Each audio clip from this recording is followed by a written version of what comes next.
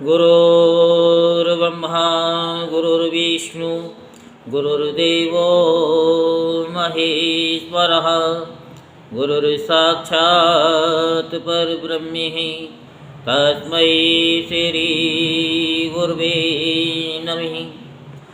ओम गजाननं भूतगणाधिसेवितं कपितजम्बुफलचारुभक्षणम् उमासुतं सौख्यविनाशिकारिकं नमामि विघ्नेश्वरपादपङ्कजम्।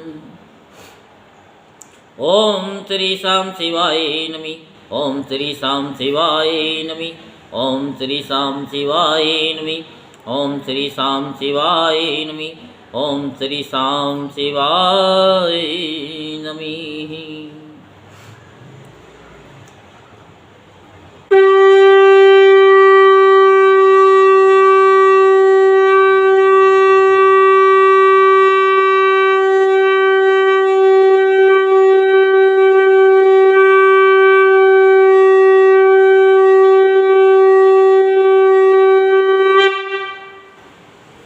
बोलो शंकर भगवान की।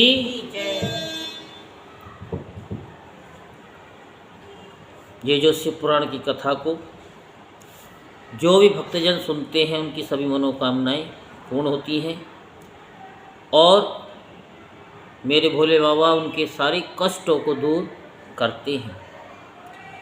बड़े भारी से भारी कष्टों को मिटा देते हैं, संतान को देने वाले हैं और रोगों से मुक्ति दिलाते हैं और मरने के बाद में अपने श्री चरणों में जगह देते हैं। ये भोले बाबा की असीम अनुकंपा है जो इस कथा को संपूर्ण सुनते हैं, प्रतिदिन सुनते हैं और दूसरों को शेयर करके भी सुनाते हैं, उनकी सभी इच्छाएं पूर्ण होती हैं।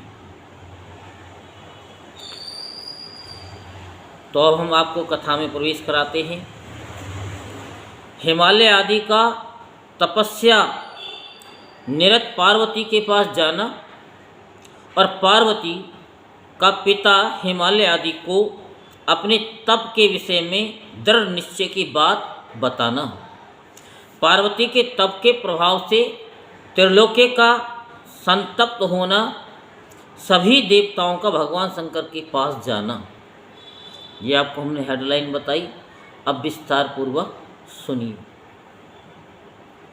ब्रह्मा जी बोले कि हे मुनीश्वर, शिव जी की प्राप्ति के लिए इस प्रकार तपस्या करती हुई पार्वती का बहुत समय व्यतीत हो गया तो भी शंकर प्रकट नहीं हुए। तब अपने संकल्प में दृढ़ निश्चय वाली परमेश्वरी पार्वती के समीप अपनी भार्या, पुत्र तथा मंत्रियों सहित आकर गिरिराज हिमालय उनसे कहने लगी। हिमालय बोले कि हे महाभागे, हे पार्वती, तुम इस तप से दुखी मत हो। हे बाले, रुद्र विरक्त हैं, इसलिए तुम्हें दर्शन नहीं दे रहे हैं, इसमें संदेह नहीं है। दुबली पतली तथा सुकुमार अंगों वाली तुम इस तपस्या से मूर्छित हो जाओगी, इसमें संदेह नहीं है। ये मैं सत्य सत्य कहता हूँ। इसलिए हे वरवर्णी, तुम उठो और अपने घर चलो। उन रुद्र से तुम्हारा कौन सा प्रयोजन सिद्ध होगा जिन्होंने पहले कामदेव को ही भस्म कर दिया है। जब निर्विकार होने के कारण वे शिव तुम्हें ग्रहण करने नहीं आएंगे तो हे देवेशी, तुम उनसे प्रार्थना भी क्यों करोगी। जिस प्रकार आकाश में रहने वाले चंद्रमा को ग्रहण नहीं किया जा सकता, उसी प्रकार हे अनघे, तुम शिव जी को भी दुर्गम समझो।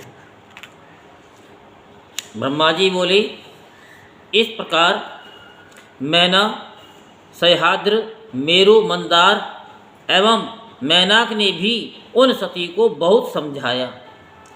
अन्य क्रोच आदि पर्वतों ने भी अनेक कारणों को प्रदर्शित करते हुए आतुरता से रहित उन पार्वती को समझाया।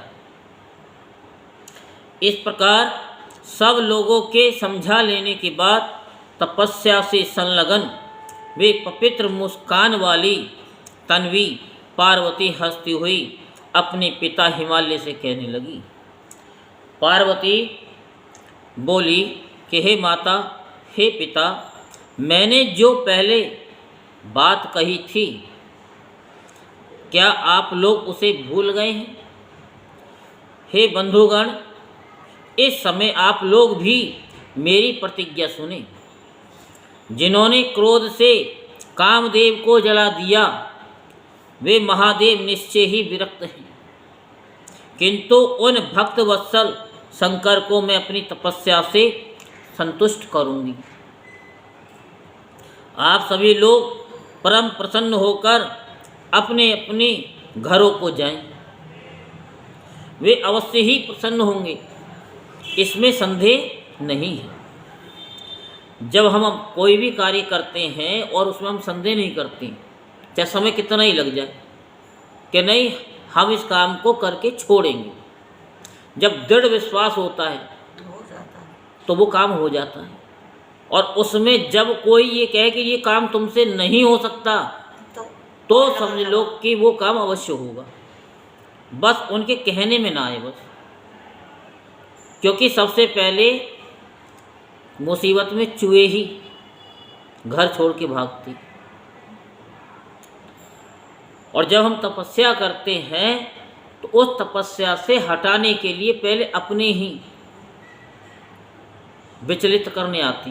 तो यह विचलित करने के लिए आ गई कि पार्वती जी उन्होंने कामदेव को जला दिया, अब तो वो तुम्हारी मतलब की भी नहीं है, क्या करोगी? तो उन्होंने जवाब दे दिया कि वो तो विरक्त हैं, कोई बात नहीं है,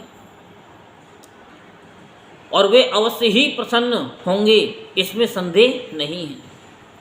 तो जिस कार्य को हम करते हैं, ये बात थोड़ी समझने की है, उसमें संदेह नहीं लाना चाहिए कि ये हमसे होगा कि नहीं होगा। अरे क्यों नहीं होगा? होगा। जब उसने किया है तो हम क्यों नहीं कर सकते? और जो हम कर सकते हैं वो कोई दूसरा भी नहीं कर सकता, क्योंकि भगवान ने हमको ऐसा बनाया है कि हम किसी को कॉपी नहीं करते, दुनिया हमको कॉपी करेगी। बात समझ में आई कि नहीं आई? कि हम किसी को कॉपी नहीं करेंगे, दुनिया हमको कॉपी करेगी। जिन्होंने कामदेव को भस्म कर दिया तथा जिन्होंने पर्वत के वन को जला दिया, उन सदाशिव को मैं केवल अपनी तपस्या से यहाँ अवश्य बुलाऊंगी। हे महाभागो, वे सदाशिव महान तपोबल से अवश्य प्रसन्न हो जाते हैं। ये निश्चित जानिए, मैं आप लोगों से सत्य कह रही हूँ। ब्रह्मा जी बोले, पर्वतराज की पुत्री सुभाषिनी पार्वती अपनी माता मेनका, भाई मैनाक, मंदार तथा पिता हिमालय से इतना कहकर चुप हो गई। इस प्रकार जब शिवा ने उनसे कहा, तब वे विक्षण, हिमनग आदि पर्वत बार बार गिरजा की प्रशंसा करते हुए जहाँ से आए थे वहाँ अत्यंत विस्मित हो चली गई। उन सब के चले जाने पर सखियों सहित वे पार्वती परमार्थ के निश्चय से